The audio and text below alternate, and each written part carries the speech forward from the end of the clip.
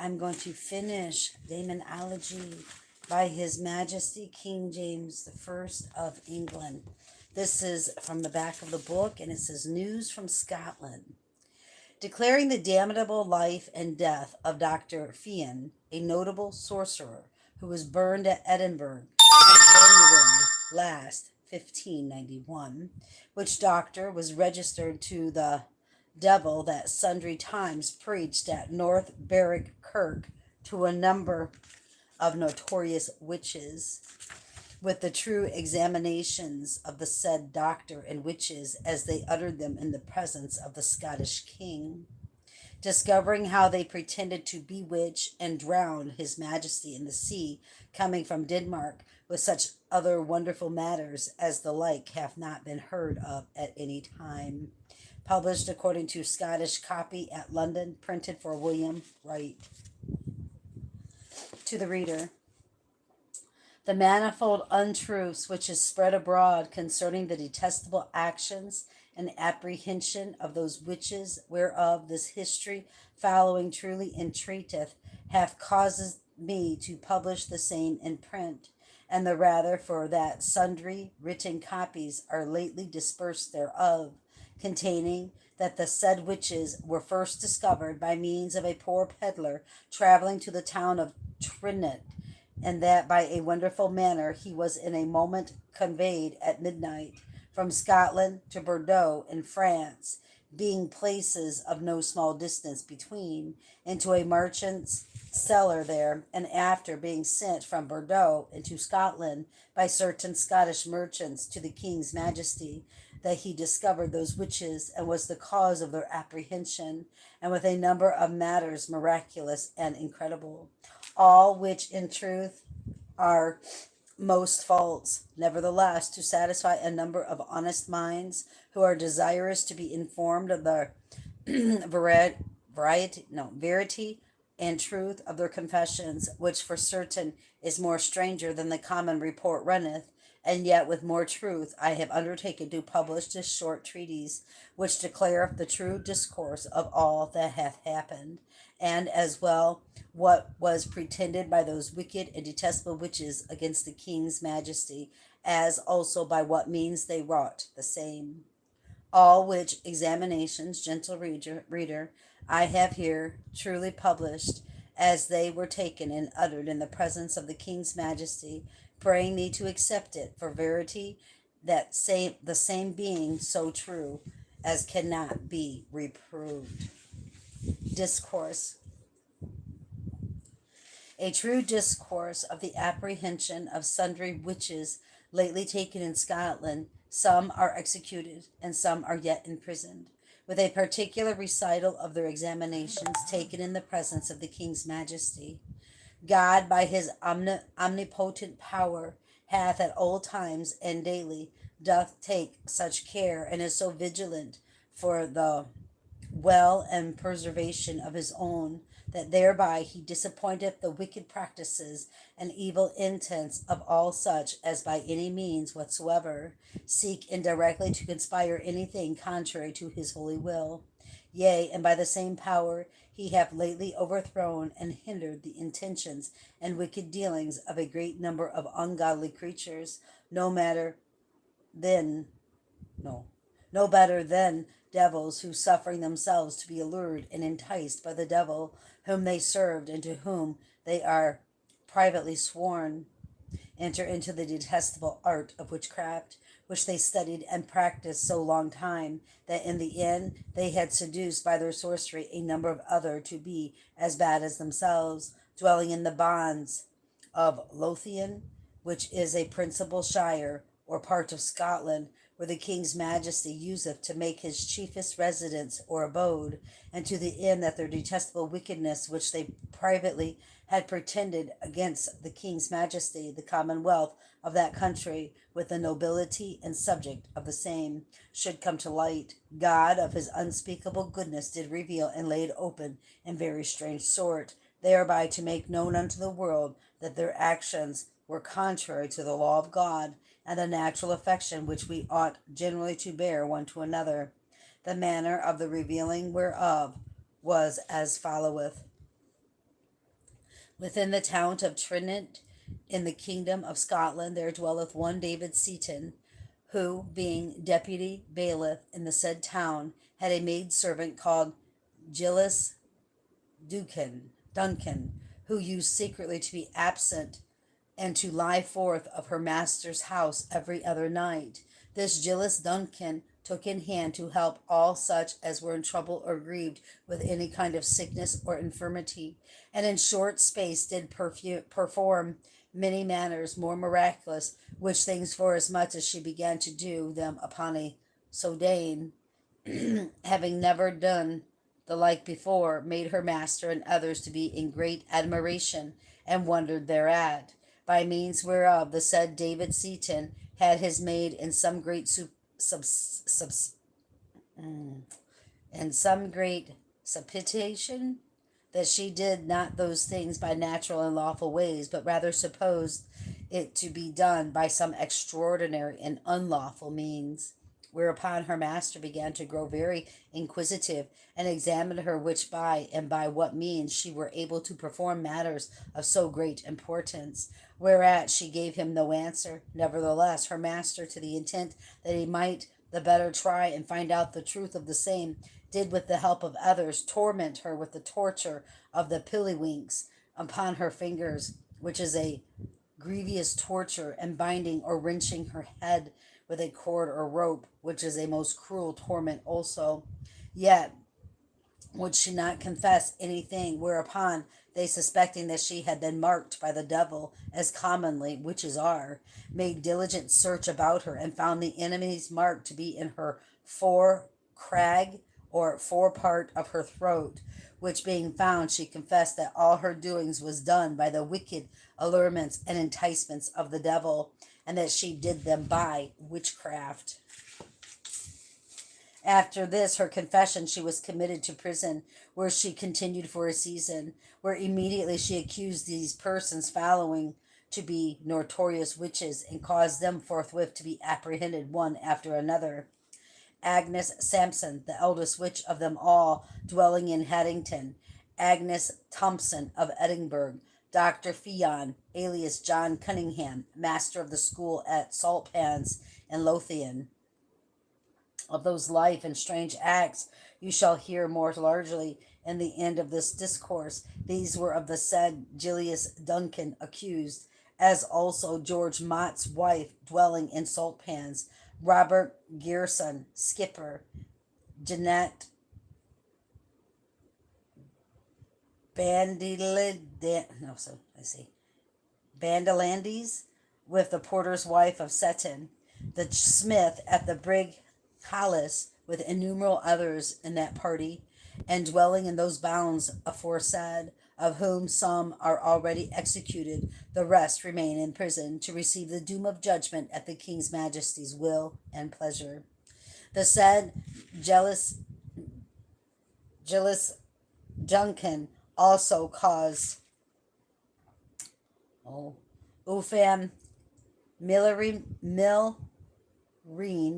to be apprehended, who conspired and performed the death of her godfather, and who used her art upon a gentleman being of the lords and justices of the session, for bearing goodwill to her daughter. She also caused to be apprehended one Barber Napier, for bewitching the death Archibald, last Earl of Angus, who languished to death by witchcraft, and yet the same was not suspected, but that he died of so strange a disease as the physician knew not how to cure or remedy the same. But of all other, the said witches, these two last being recited, were reputed for as civil honest women as any that dwell within the city of Edinburgh, before they were apprehended. Many other besides were taken dwelling in Lyeth, who are detained in prison until his Majesty's further will and pleasure be known, of whose wicked doings you shall particularly hear, which was as followeth. This aforesaid Agnes Sampson, which was the elder witch, was taken and brought to Halesoid House before the King's Majesty, and sundry other of the nobility of Scotland, where she was straitly examined. But all the persuasions which the king's majesty used to her with the rest of his council might not provoke or induce her to confess anything, but stood stiffly in the denial of all that was laid to her charge, whereupon they caused her to be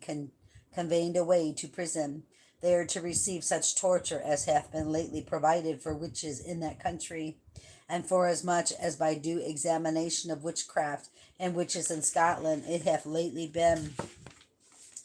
found that the devil doth generally mark them with a privy mark, by reason the witches have confessed themselves that the devil doth lick them with his tongue in some privy part of their body, before he doth receive them to be his servants, which mark commonly is given them under the hair in some of their body, whereby it may not easily be found out or seen, although they be searched, and generally so long as the mark is not seen to those which search them, so long the parties that have the mark will never confess anything. Therefore, by special commandment, this Agnes Sampson had all her hair shaven off in each part of her body, and her head thrown with a rope according to the custom of that country, being a pain most gruesome, no, being a pain most grievous, which she continued almost an hour, during which time she confessed not anything until the devil's mark was found upon her privities. Then she immediately confessed whatsoever was demanded of her, and justifying those persons aforesaid to be notorious witches. Item, the said Angus Thompson was after brought again before the king's majesty and his council, and being examined of the meetings and detestable dealings of those witches, she confessed that upon the night of Alholon, even last, she was accompanied as well with the persons aforesaid, as also with a great many other witches to the number of 200th, and that all they came together went by sea, each one in a riddle or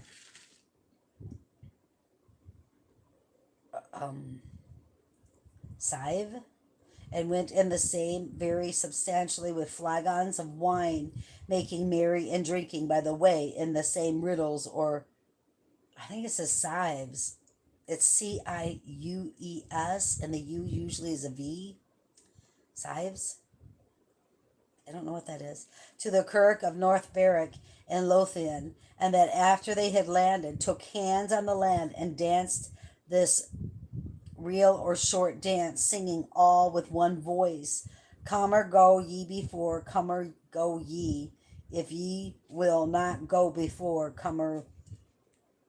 let me. At which time she confessed that this Gillis Duncan did go before them, playing this reel or dance upon a small trump called a Jew's trump, until they entered into the kirk of North Barrack.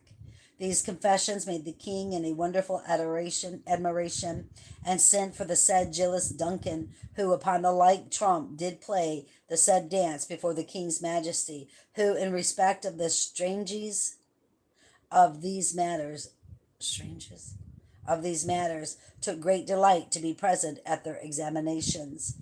Item, the said Agnes Thompson confessed that the devil being then at North Berwick kirk, attending their coming in the habit or likeness of a man, and seeing that they tarried over long, he at their coming enjoined them all to a penance, which was that they should kiss his buttocks in sign of duty to him, which being put over the pulpit bare, everyone did as he had enjoined them, and having made his ungodly exhortations, wherein he did greatly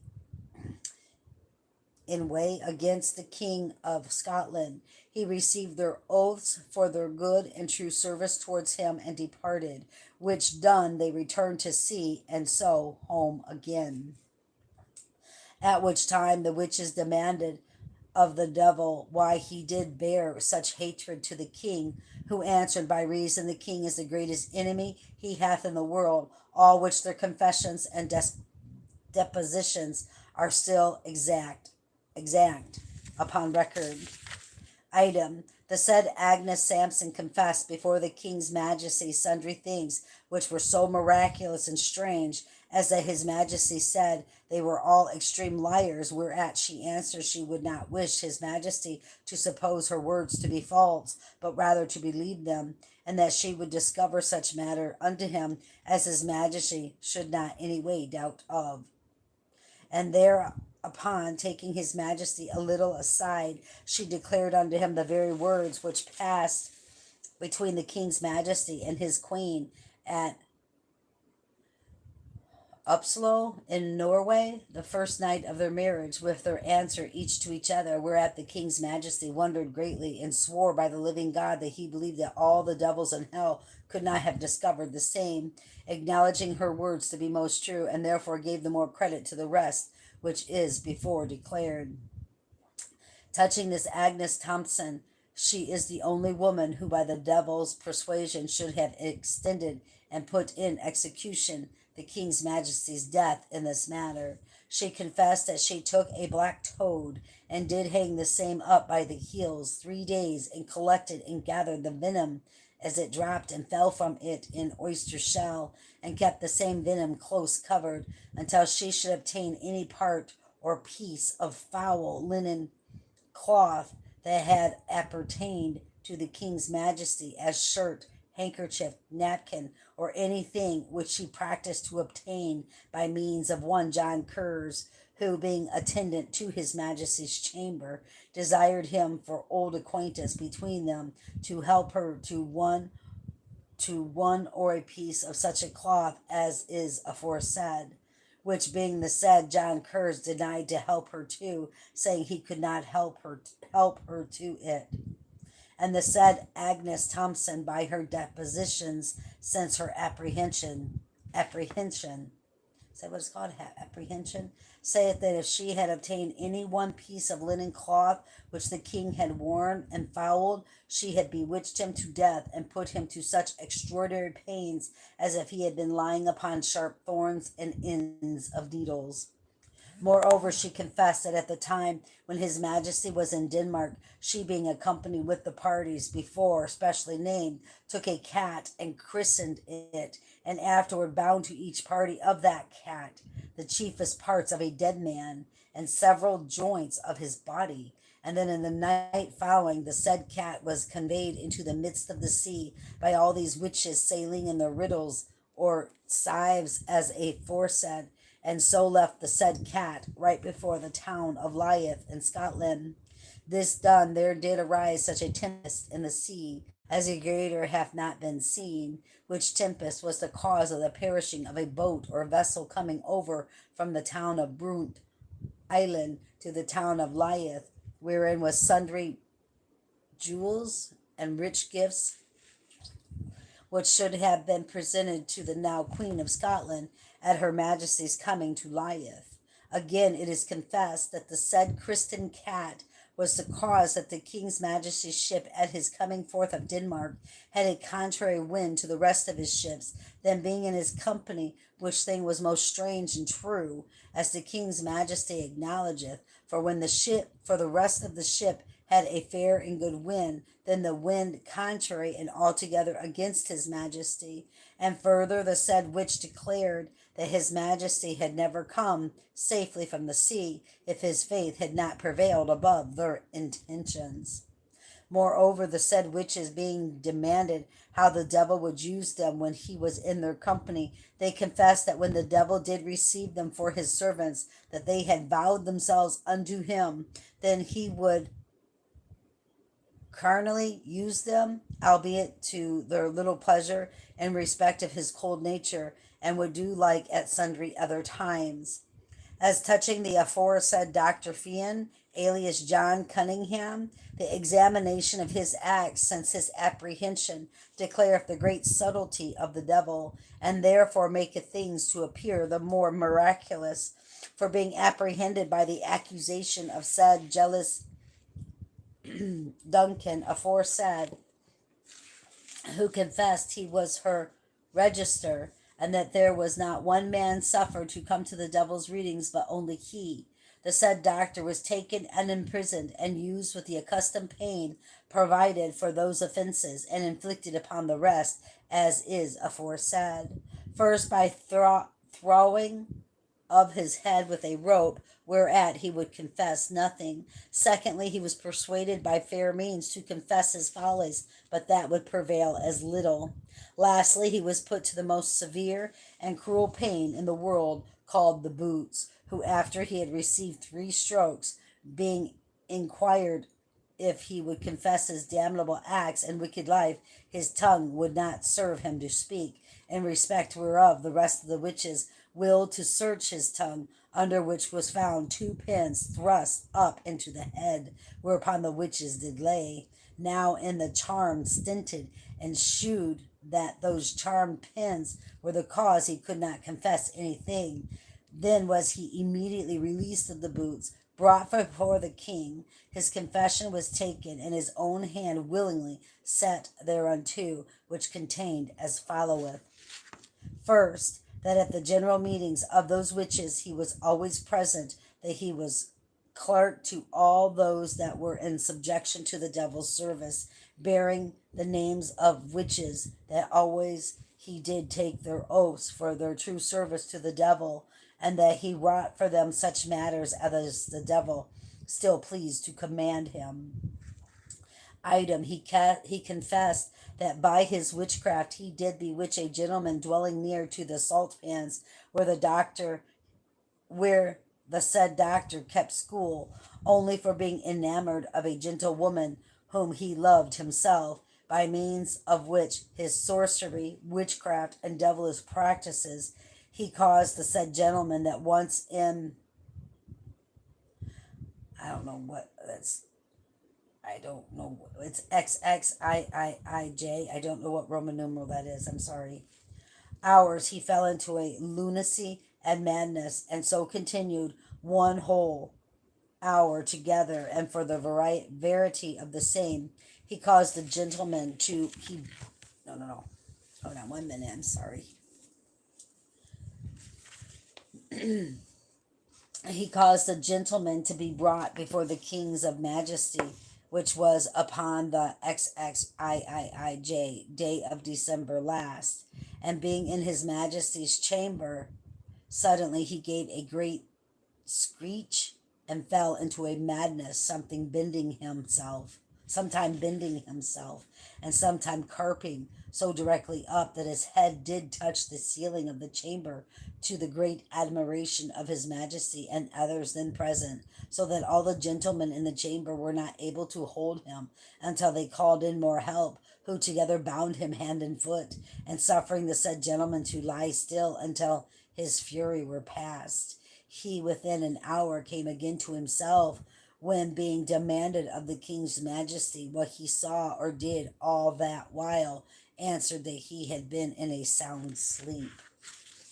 Item, the said doctor did also confess that he had used means sundry times to obtain his purpose and wicked intent of the same gentle woman, and seeing himself disappointed of his intention, he determined by all ways he might to obtain the same, trusting by conjuring, witchcraft, and sorcery to obtain it in this manner. It happened this gentle woman, being unmarried, had a brother who went to school with the said doctor, and calling his scholar to him, demanded if he did lie with his sister, who answered he did, he means whereof he thought to obtain his purpose, and therefore secretly promised to teach him without stripes, so he would obtain for him 3 hairs of his sister's privities, at such time as he should spy best occasion for it, which the youth promised faithfully to perform, and vowed speedily to put it in practice, taking a piece of conjured paper of his master to lap them in when he had gotten them. And thereupon the boy practiced nightly to obtain his master's purpose, especially when his sister was asleep.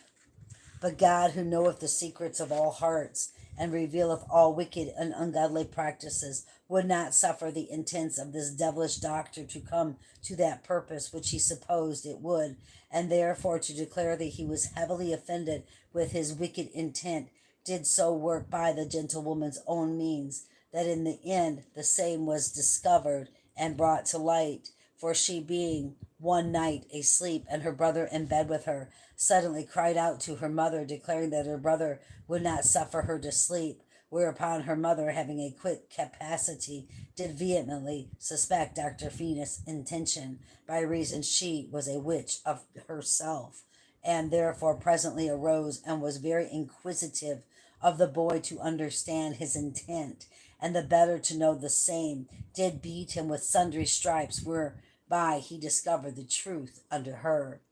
The mother, therefore, being well practised in witchcraft, did think it most convenient to meet with the doctor in his own art, and thereupon took the paper from the boy, wherein he should have put the same hairs, and went to a young heifer which never had borne calf, nor gone to the bull, and with a pair of shears clipped off 3 hairs from the udder of the cow, and wrapped them in the same paper, which she again delivered to the boy, then willing him to give the same to his said master, which he immediately did. The schoolmaster, soon as he had received them, thinking them indeed to be the maid's hairs, went straight and wrought his art upon them. But the doctor had no sooner done his intent to them, but presently the heifer or cow, whose hairs they were indeed, came unto the doors of the church wherein the schoolmaster was, into which the heifer went, and made towards the schoolmaster, leaping and dancing upon him, and following him forth the church, and to what place soever he went, to the great admiration of all the townsmen of salt pans, and many other who did behold the same. The report whereof made all men imagine that he did work it by the devil. Without him it could never have been so sufficiently effected. And thereupon the name of the said Dr. Fian, who was but a very young man, began to grow so common among the people of Scotland that he was secretly nominated for a notable conjurer. All which, although in the beginning he denied and would not confess, yet having felt the pain of the boots and the charm stinted as aforesaid, he confessed all the aforesaid to be most true, without producing any witnesses to justify the same. And thereupon, before the king's majesty, he subscribed the said confessions with his own hand, which for truth remain upon record in Scotland. After that, the depositions and examinations of the said Dr. Fian, alias Cunningham, was taken, as already is declared, with his own hand, willingly set thereunto. He was by the master of the prison committed to ward, and appointed to a chamber by himself, where, forsaking his wicked ways, acknowledging his most ungodly life, showing that he had too much followed the allurements and enticements of Satan, and finally practiced his conclusions by conjuring, witchcraft, enchantment, sorcery, and such like, he renounced the devil and all his wicked works, vowed to lead the life of a Christian, and seemed newly connected towards God. The morrow after, upon conference had with him, he granted that the devil had appeared unto him in the night before, apparelled all in black, with a white wand in his hand, and the devil demanded of him if he would continue his faithful service according to his first oath and promise made to that effect. Whom, as he then said, he utterly renounced to his face, and said unto him in this manner, avoid Satan, for I have listened too much unto thee, and by the same thou hast undone me, in respect whereof I utterly forsake thee. To whom the devil answered, that once ere thou die, thou shalt be mine. And with that, as he said, the devil brake the white wand, and immediately vanished forth of his sight. Thus all the day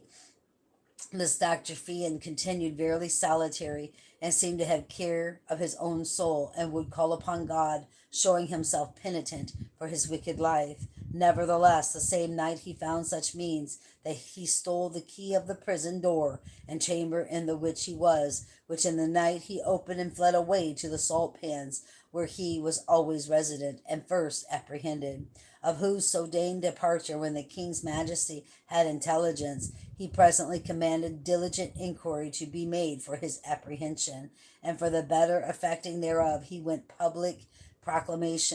sent public proclamations into all parts of his land to the same effect, by means of whose hot and hard pursuit he was again taken and brought to prison, and then being called before the king's highness, he was re-examined as well touching his departure as also touching all that he had before happened. But this doctor, notwithstanding that his own confession appeareth remaining in record under his own handwriting, and the same thereunto fixed in the presence of the king's majesty and sundry of his council, yet did he utterly deny the same.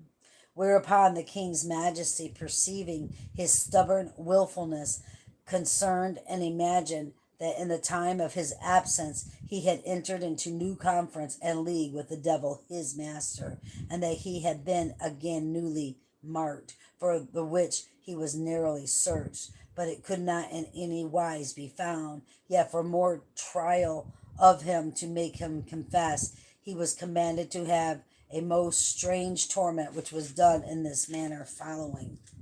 Oh, my foot. His nails upon all his fingers were